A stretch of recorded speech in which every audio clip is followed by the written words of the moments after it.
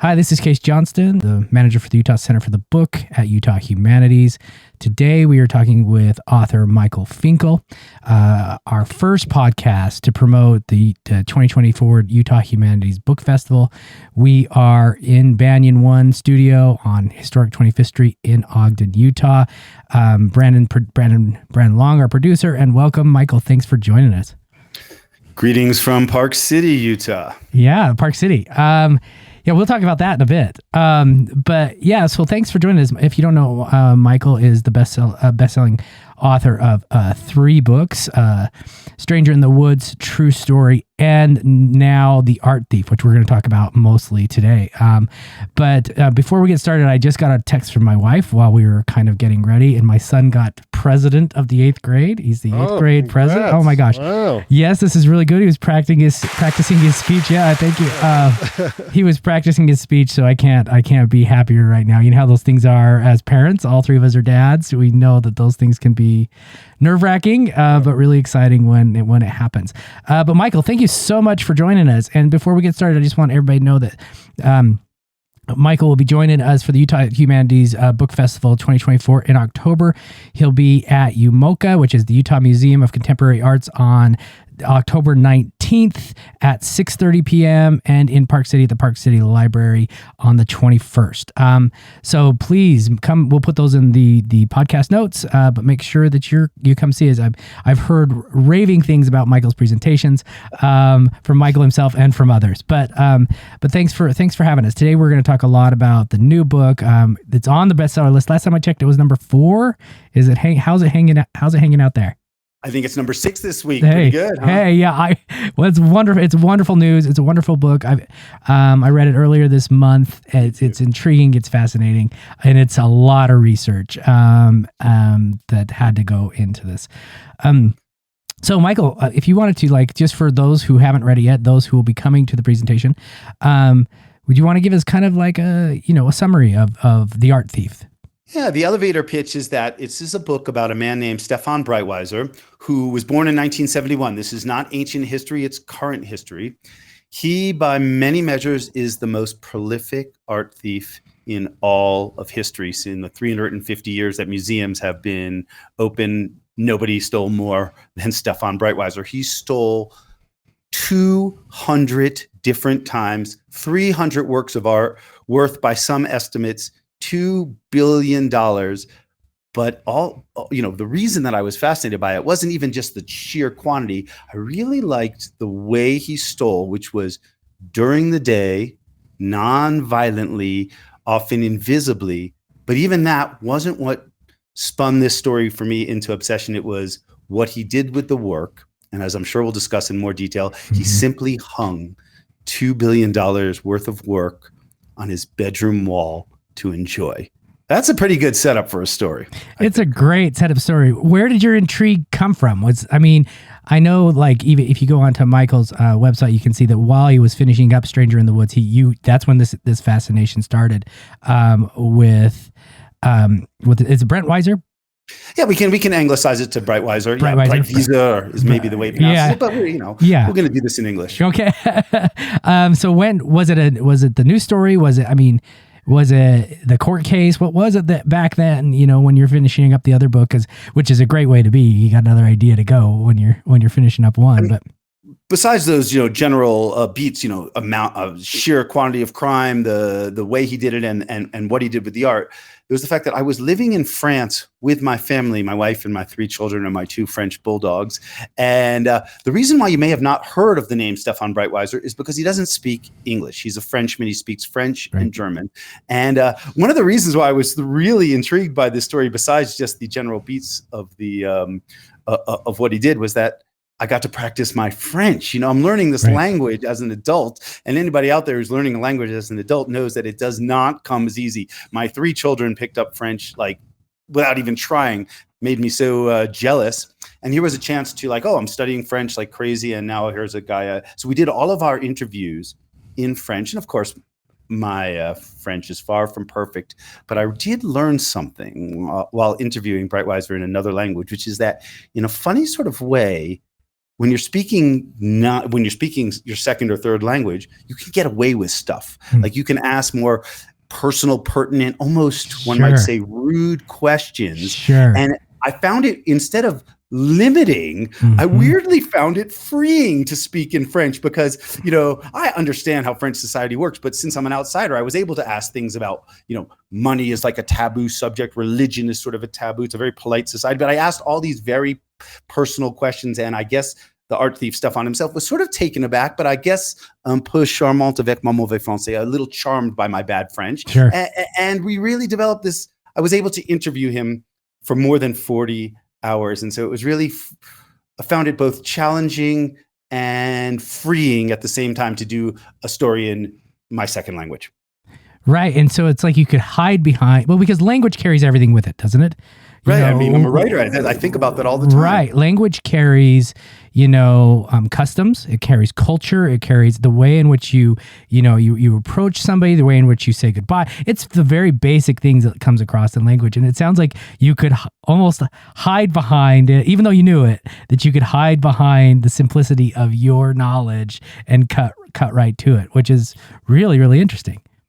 I mean, there's that. And then as you were just talking, something else came to mind. Since this is a story about art, the whole sort of purpose of art, and I'm talking about in every culture around the world, is to sort of poke at what exists beyond language, something deeper. And so it's fascinating that, for example, even if I didn't speak a single word of French, Breitweiser and I could have looked at a Renaissance painting and sort of enjoyed it together. It wasn't like we were trying to read something. And so at the same time that we were, I was speaking in an unfamiliar language, we were both able to commune over like these works of art. So things were working on many levels. But yeah, I enjoyed the challenge of the reporting itself. And then of course I did all the writing in English. But right. Yeah, there was something I think that added to the project I think if I was a French person, I might not have gotten as much out of Breitweiser. Right. That's really, because he would have known that you're stepping on toes in a way that culturally you shouldn't, which is really, really interesting. I have two questions based on what you just talked about. One is, when your bulldogs came to America, did they take on French, or because they're just bulldogs, right? They're not French bulldogs. That is so funny. Yes, their commands are in French, like arrête, pied. Yeah. So yes, we still. I mean, like I said, what I like to say about my bulldogs is they don't listen in two languages. Right, absolutely. And then they probably hate to be labeled here, just like fries. And the second thing is, doing the interviews in prose. I mean, doing the interviews in French and then not translating in your brain, obviously. But then when it came to the prose of the book, do you think that changed your approach while writing? Do you think your prose changed? Yeah, I mean, there's two ways to without getting too deep into the weeds. There's two ways to translate everything. There's like word by word. Je ne suis pas dans mon assiette means I am not on my plate. But if I quoted someone saying I'm not on my plate, it just means I'm not feeling quite right today. Right. And so there's I would translate everything word for word, and then when writing it, I was like, well, obviously, like all translators, you sort of move from one language to another with idioms. And so I found it to be, I guess if there was one word to describe this whole project, I would go with inefficient. Yeah. Right. Yeah. I mean, I left that part out, that everything seemed to take twice as long, because the other language that I was working with, I don't speak at all, which is German. And so I got literally hundreds, I would almost go with thousands of pages of court documents, police reports, interrogations, either in French or in German. Some of the French I translated myself. Some I hired a translator to do the verbatim, and then German. So everything went very slowly. But I wrote the heart of this book during the pandemic, and so it was my pandemic project. So I did have the time. Were you in France during the pandemic?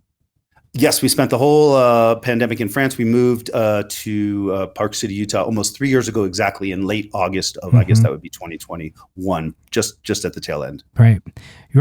Just because this is a Utah podcast, how do you like in Park City? Besides it being quite expensive, I mean, I love the outdoors, and so yes, even more important than how I like it, let me just say the best thing I could say about Park City is that my three teenage children, it's hard to move when you're a teenager. Yeah. My three teenage children really adore it. And I just was worried about that most of all. The high school here is lovely, the chance to meet people, the sense of community. So forget about me. It's really was welcoming my children, and then we'll worry about myself later. Yeah, it makes a huge difference. I mean, we're in the same boat. We came here from Washington State after I grew up here, but we came here when my son was 2, and he's just got such a community at the school that my wife and I are thinking of leaving when he graduates high school, just because we don't want to leave that community. It's really important. But I do want to say that I wrote the entire final draft of the book, not even just final draft, the real true book. I wrote the whole thing in a tiny little office on Old Main Street, the top of Old Main Street at the O.P. Rockwell building, and really fell in love with Park City. Because when I was feeling stuck, which was, only 4 or 5 times an hour, sure, I would walk up and down Main Street, winter, summer, and got to know the proprietors and the feel of the town. But yeah, the book was really written here in Utah. Right. But all the research while you were in France, obviously.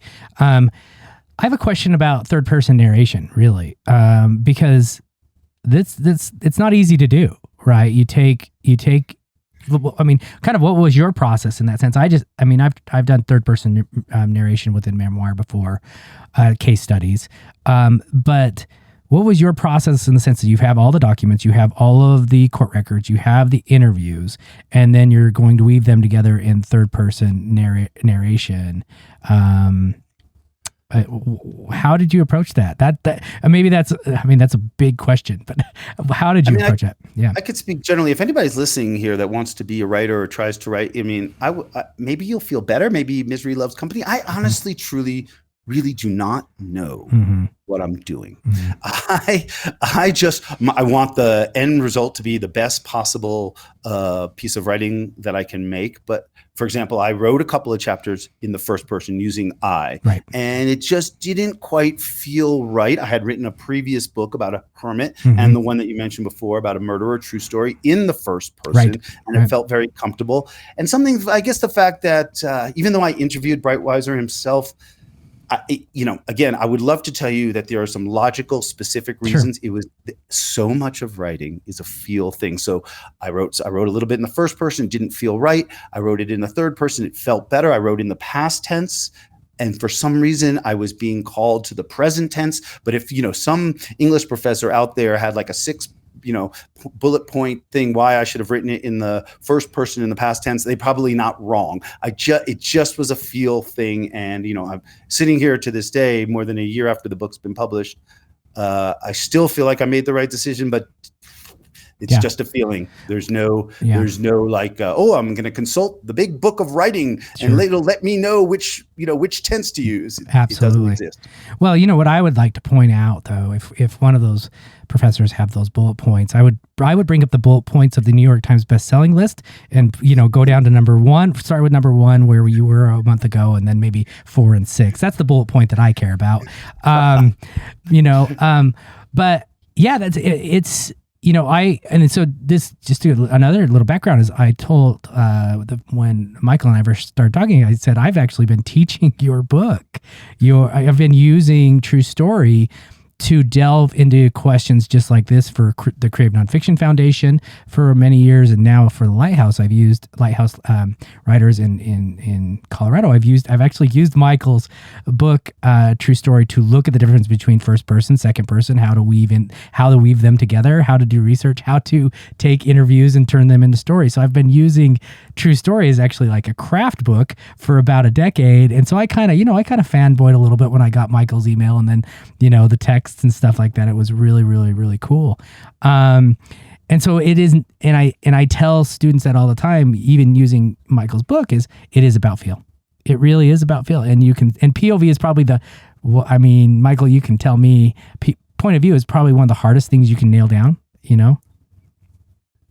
So first of all, True Story, thank you very much for everything you just said. True Story, in case people don't know, is about basically a murderer who took on my identity while on the run. It's about many other things as well, but because literally this guy became Mike Finkel Michael Finkel, I felt like there was no choice but to put myself in the book. And Yeah. and just another thing, I really am honored by what you said about the bestseller list, but let's be more honest. Just because a book sells well does not mean it's good. Right. And just because it doesn't sell at all doesn't mean it's bad. Right. Some of the best books, some of my best friends are poets, they'll sell very few. And so I really, let's not equate sales and quality. I mean, what would be the number one restaurant in the United States? McDonald's would be ranked one, and I wouldn't say that's the best tasting food. So I mean, as much as I would love to pat myself on the back and dance around, I'm fortunate, and many of those sales are because I have an amazing marketing team at the publishing house that plucked me out of relative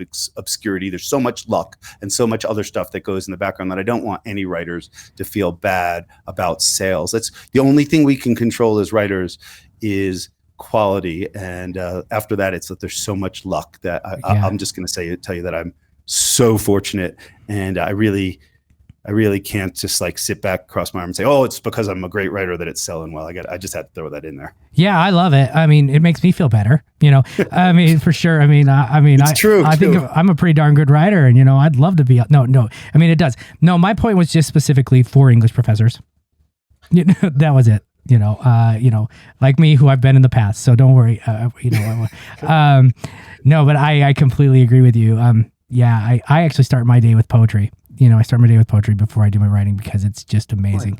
And because and so it's like a different poet every day. Do you like, are you like, remember it was Garrison Keillor, remember, who used to do like one poem every morning for NPR, which I loved.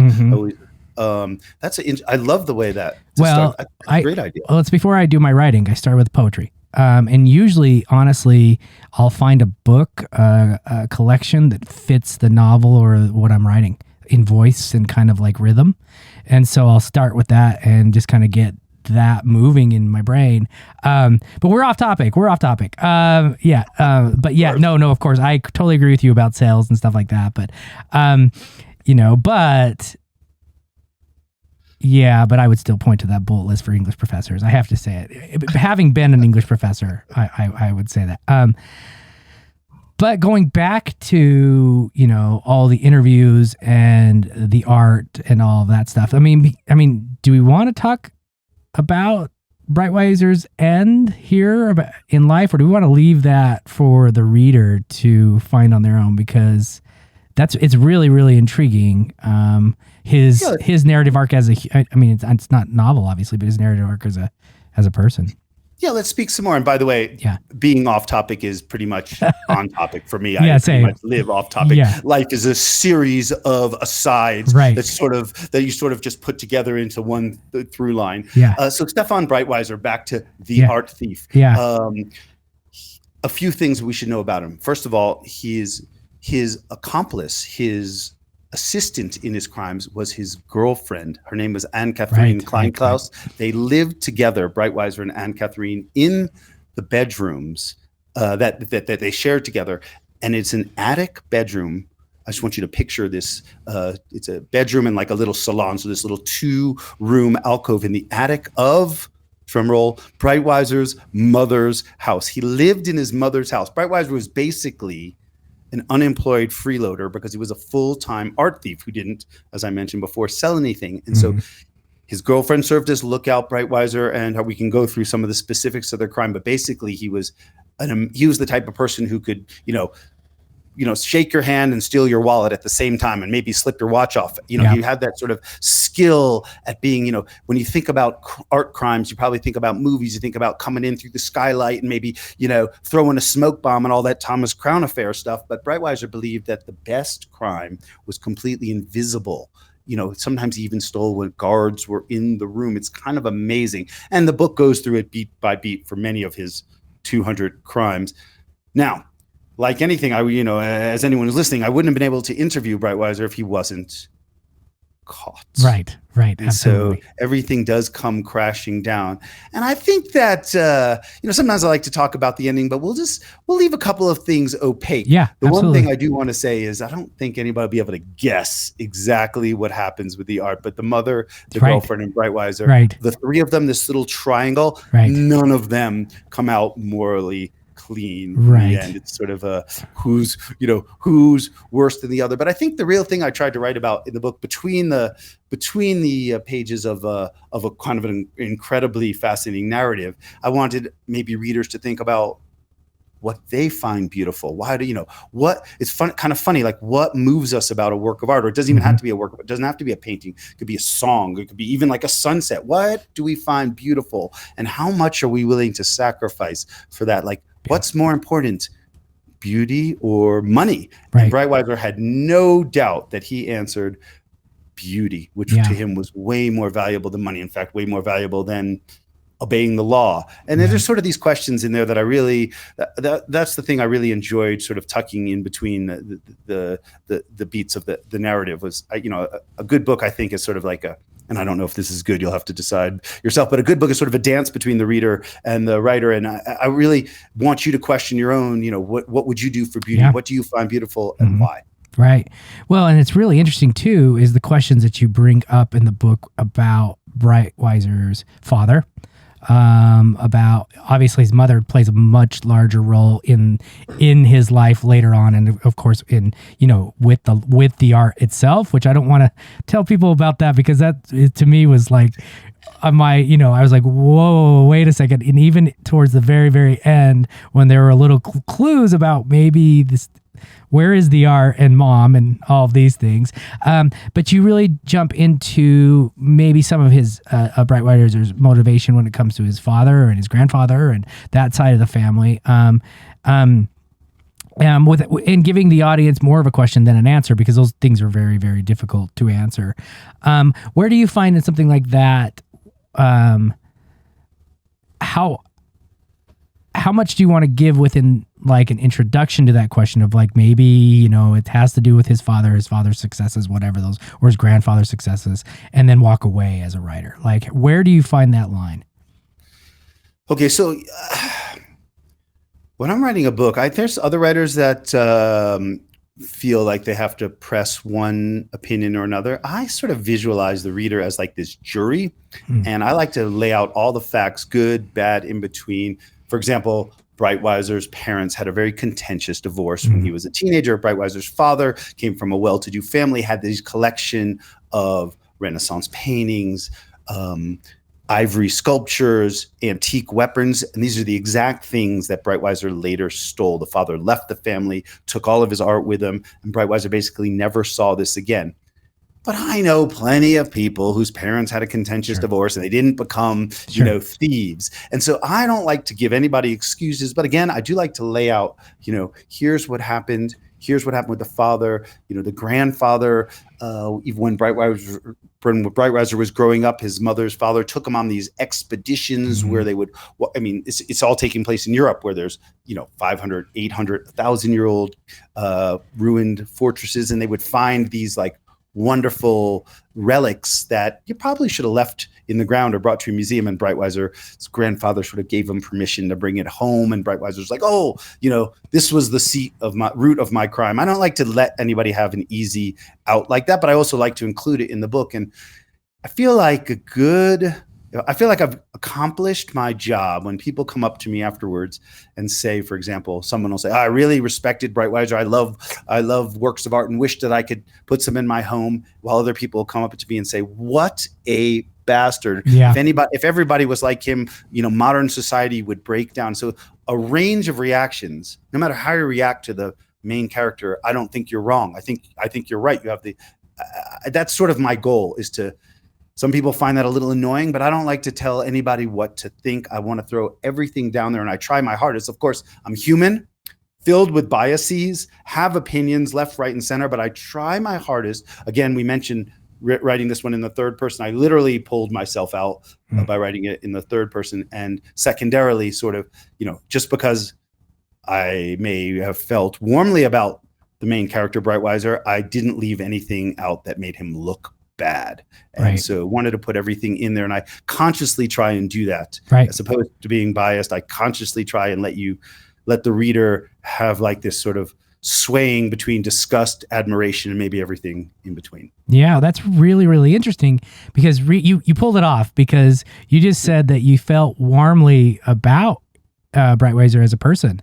Can we talk about that? Like now that we're kind of like the book's out there and Sure. yeah, because I felt like, yeah, it was even. It felt very even. It felt like, balanced. Those biases didn't come out much at all in there. But yeah, can we chat about that?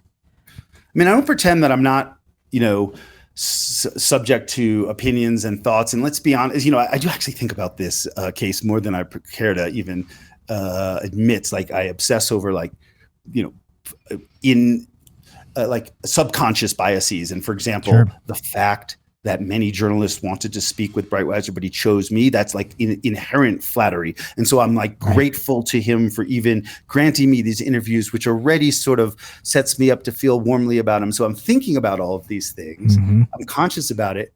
And I can't, I'd say, there's no way to write something entirely neutral because maybe God forbid AI would manage it, but hopefully the book will be just terrible and and riddled with errors. And everyone would give up on AI writing anything. Yeah.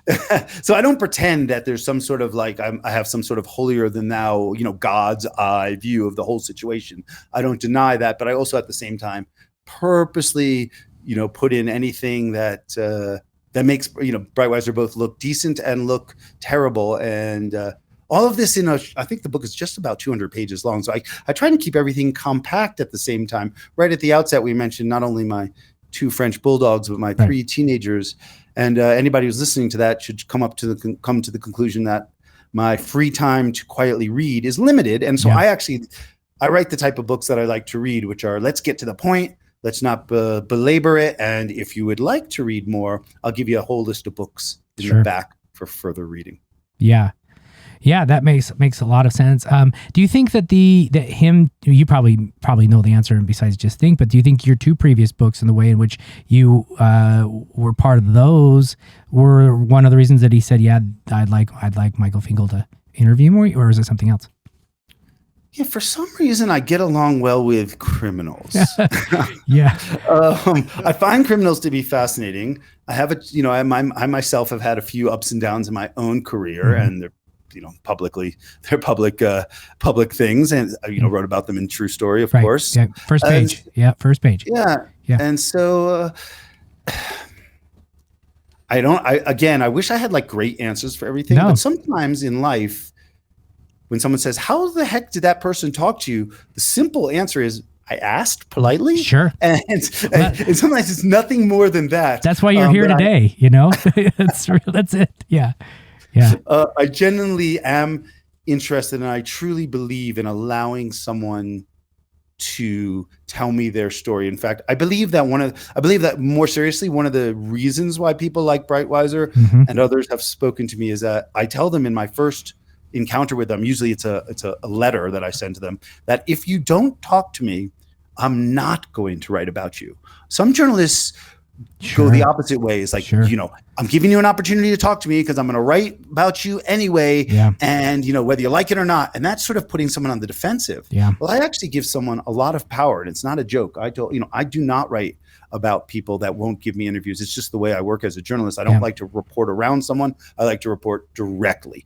And for some reason I've given you all the power. Here's what I've written before, read it. And if you decide not to talk to me, I'm not going to write about it. And something about A, asking politely, B, sort of giving the interviewee power of attorney or whatever, power of over the whole project, really, I don't know, sort of results in a more positive outcome. But then again, I do have 3 before we get into anybody thinking that, Breitweiser has any extra power. As soon as someone says yes, I lay out my 3 hard and fast rules. One is you will receive no money for what I'm doing. I do not give you any money.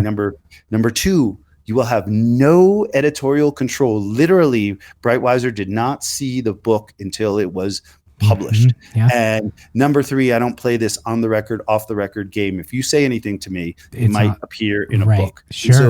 And so, the people, I'm pleasantly surprised, but people agree to my terms. And in return, I feel an extreme responsibility to accurately portray a person with all their flaws, foibles, and gifts at the same time. Yeah, that it's almost as if if they're going to fulfill their end of the contract, you're going to fulfill yours. And that's going to be fair. Well phrased. Yeah. In fact, I probably just should have said that instead of rambling. No, it's fabulous. I love hearing the 3 rules, and it changes things. It changes things because, as a lot of nonfiction writers, myself included, will share drafts, just because, well, for me personally, it's fear. There's a lot of fear involved, and no doubt, to get it wrong. But at the same time, those 3 rules are really, really interesting, and it lays the groundwork for a book that nobody else can write. It really, really does. And if you're worried about them seeing a draft, that's going to change things you write in the book while you're sitting there in the office in Park City, while you're writing this thing, that's going to change things that you add, things that you include, things that you don't, if you're worried they'll see the draft before it comes out in the book. And it's really important.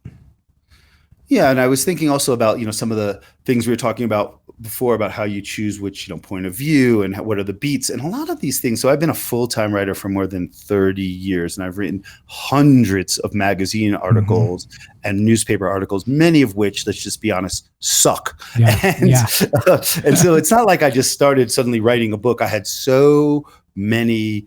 I spent a lot of time in the minor leagues, let's just say, and not only that, I had great editors. Sometimes when I think about the current journalistic landscape, anybody who's a print or a writer, print journalist, worries that, those opportunities to really be edited by a professional editor and to chop your wasteful prose down they're getting more and more limited. It's like, I believe that nobody ever says on the internet, hey, we're running out of space on the internet. You better cut that. So when I was growing up, it was always like a print thing. Like you have a page and a half. Oh, we just sold another ad. You got a page. You got to cut 500 words out of that article. Now. And so I was taught to write tightly. I always had an editor who would tell me everything that sucked about what I wrote, and I would have to rewrite these things. And so I really spent a lot of time, like decades, literally in the trenches, learning how to hone prose. And all of my entire background comes to the fore when I'm working on books. And even now, I have a really good book editor. I would love to pretend that when you read The Art Thief, every single thing is exactly the way I wrote it. Well, sure, I wrote every word, but that's the 3rd draft you're reading, and the first 2 drafts were harshly edited by professional editors. I get a lot of help from a whole team of people, and that's really one of the secrets, I guess, to good writers are good writers, but they also have good editors behind them, and I do. Editors are amazing, and I think any writers that are listening to this should replay what Michael just said over and over and over again. My first writing gig was actually in Dublin, Ireland. I wrote for the Consumers Association of Ireland for their consumer magazine, and I fell into it because I was there just to do research as an intern, and 2 days after I got there, one of their writers quit. And so I wrote my first article. It was about like how, I was there during the changeover from the Irish pound to the euro, and people were kind of gouging, they were gouging customers. So I had to go out and write about it. And I wrote an article, and my editor at the time was from South Dublin. He had an accent so thick that I couldn't understand a word that he said, like not a word. And he said, Case, come into my office. He showed me what I had written, and I think out of 1,000 words, he saved 20. There was 20 that weren't marked up. And he talked for a solid hour about what I did wrong. And I didn't understand him. So I just nodded my head. Okay, that works. Yeah, that works. Okay, that works. And I walked out of there. And then the next day he came over and he said, you're going to make it because you can take criticism. The truth was I didn't understand what the guy was talking about. And so, but at the same time, you're absolutely right. Like that first editor that I ever had, I was 24 years old. He just sat in his office and smoked cigarettes and just cut your stuff down. But that's something that I feel fortunate, like you were saying, Michael. I feel fortunate that I learned that lesson early, and that your skin has to be thick, and you have to. And after you learn that your skin's thick, you learn how to be grateful for an editor that can just take your prose and say, this is working and this isn't working either. So I want all the writers to hear what Michael said about editors and writing. It's important. I mean, I love what you just said about learning to be grateful. Yeah, I think when you're young, you do get your hackles up. And so I think what we've covered is that the true secret to good writing is that there's not really that much of a secret. It takes I mean, anybody who's listening better read a ton. I mean, just like if you don't love reading, like you said, like UK said, in fact, I might just borrow that, reading poetry to start the writing day. I really enjoy that. I should, shut down I usually just read the news because I'm a news junkie. But I love that, the way, a poet just can, the bounce of words and the creative language that'll probably get you in the right headspace. Exactly. Failing is part of the deal. Like, even after 30 years of writing, I every time I sit down, I'm like, okay, this time it's going to be easy. And 100% of the time I'm wrong. Wow. You sort of have to psych yourself into it. And then at the same time that we've covered all of these things, it's imperative that every writer finds their own voice. When I was younger, it was obvious when I had read too much Hunter Thompson, and then I hand in my draft, or too much Ernest Hemingway, or too many poems by Louise Glick. It always, and I think it's almost, I was going to say wonderful that you are parroting these other voices that you read when you're young, because I gotta write exactly like Fear and Loathing, and you go through these phases, and it takes years and confidence and fright and fear before you settle on your own voice. And that's when you sort of know that you've turned the corner from a, say, apprentice writer to an actual one, is when you write like yourself. And that's truly takes bravery. And I think, and as you pointed out, Case, you're going to be told that your own voice isn't very good sometimes. And instead of being angry about that, find gratefulness in that. And I just really want everyone to feel better. That fact that I will tell you that the first draft of The Art Thief, I sent it to my 10 readers, and I think all of them told me it was terrible. And the book itself, I'm really, really proud of the way it came out, but it does not come from my fingers into perfection in any way, shape, or form. So anybody who's struggling there, I would be like, welcome to the club. Yeah, absolutely. And I think it's great for budding writers to hear that, to just hear that over and over again, that this is a process. It's a process. Yeah, exactly. And finding your voice takes a lot of words. It really does. It takes a lot of words. It takes a lot of effort to sound natural, really. Right. Exactly. No, Brandon's giving me the 5-minute thing, but Brandon has a question actually about Stranger in the Woods. So I've read True Story, of course, multiple times because I've taught it. And then I've read The Art Thief. And then I was coming in today and Brandon said, oh, I've got Stranger in the Woods on my shelf. And I was like, oh, that's awesome. But he's got a question about that book, because I thought that was pretty rad that he's just grabbing Michael's book off the shelf and saying, I loved that one. Yeah. I have it right here.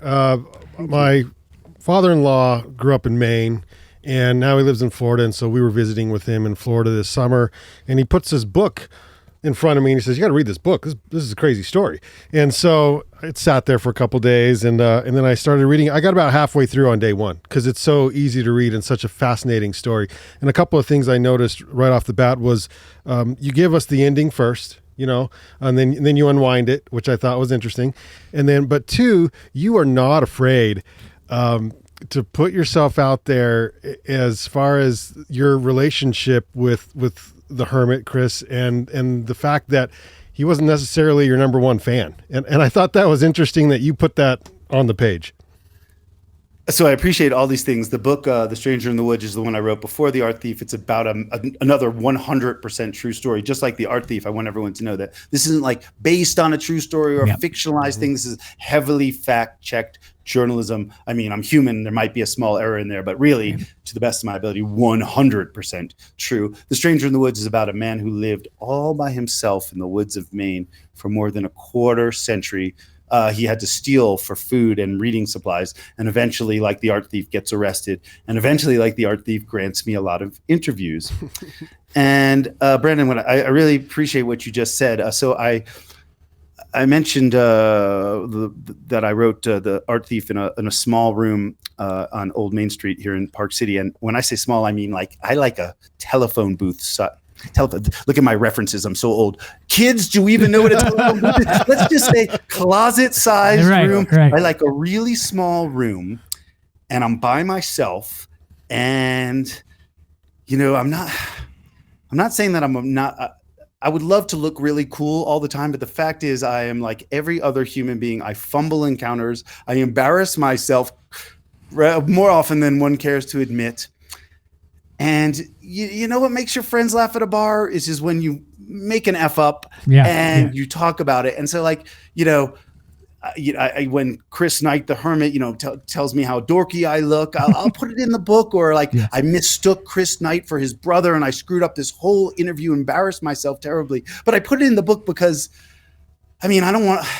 First of all, I'm really not a cool guy, and I'm balding and I wear glasses and like a big nose. It's like I know myself, and I like when everybody messes up, and I just think it's more inviting and a friendly voice. Like I don't like the voice of the person who pretends like they never make a mistake. I'm telling you, I write bad first drafts and mess up things all the time, and so does everyone. Yeah. And also, what do we like about reading? We like a voice that's friendly and we can relate to. And if I see someone reading my own book, I kind of have to walk in the other direction because I'm a little embarrassed by it, but I'm also proud of it. And I also, as you could probably get from this interview, like I throw my whole heart and soul into it. And sometimes it just comes out poorly, but it doesn't mean I haven't tried. And another thing for all you budding writers out there, if you spend several hours at your desk and at the end of the day, you have nothing written, that's not necessarily a worthless day. Yeah. And I really took me years to come home and tell my wife, I got not a sentence written today, but I did figure out a whole bunch of things that didn't work. Yeah. And that's something like when someone says, well, what'd you learn in school? I said, I learned a whole bunch of things that I didn't want to do for my life, like finance and law. I took a whole bunch of classes that just didn't interest me, and I thought it was a waste, but it turns out that it was the best thing ever to learn what you don't want to do. Learning what doesn't work isn't quite as good as learning what works, but it isn't a waste of a day. Yeah. No, it's wonderful. And the truth is it's really kind of funny that you bring all this up. Is like I said, I've been teaching Michael's work for a decade. And I've taught this class all over the place. It's called The First Page of a Memoir. And in that first page, the first thing I talk about is good writers. They will create three things. They will create their own voice. They'll create authenticity, and they will create vulnerability and get your trust before you turn that. And that's what, 150 words, literally the first page of a memoir. And so I've been teaching true story for a decade because that's what Michael does. He gives us authenticity, vulnerability, voice, and trust within the first 150 words. And that's why I got to read Stranger in the Woods, because it sounds the same way. But I think you nailed all of that, and that just makes me feel really good about teaching that exactly. But yeah, I think it nails it for any budding writers. You can't be. We just read a book on bourbon, beer, and books that we can't talk about here, where the memoirist had no flaws, and that was the reason we hated. That was the number one reason we hated the book. But authenticity, voice, and vulnerability in the first page, and that's what True Story does, and that's what it sounds like what Stranger in the Woods does, which I'm going to read next. But thank you for such a great interview, Michael. We appreciate it so much for having me. We can't wait. October 19th at the Utah Museum of Arts, Contemporary Arts at 6:30, and the Park City Library October 21st. I believe that one's at 6 p.m., but we will put that one in our notes. I usually have my whole spreadsheet in my brain, but there's 120 events in October, and this is going to be a highlight, which is why we're highlighting Michael's work today. But thank you so much for having us, or not for having us, but thank you for joining us. Is there anything you'd like to share with our audience before we take off? Wow, Case, I really appreciate that. I feel like I might have gotten more out of this interview than I put in. No. Thank you. I agree with all those things. And I really look forward to seeing people during the talks. I not only want to give people a way to, I'll talk about something where you'll maybe change the way you experience art for the rest of your life. And also more fun, for those of us that just are curious, I'll tell you how exactly to steal. Yeah, exactly. Yeah, I'm not going to recommend it, but I'm going to tell you how. It's going to be awesome. They're going to be awesome events. Follow us at Utah Humanities on social media, Instagram, Facebook. Sign up for our newsletter online. Follow the Banyan Collective, all of Brandon's great work that he does here in Ogden, and you will be able to see where Michael will be and where the other great writers will be across the state. But thank you again, Michael. Thanks for joining us. My pleasure. Thanks.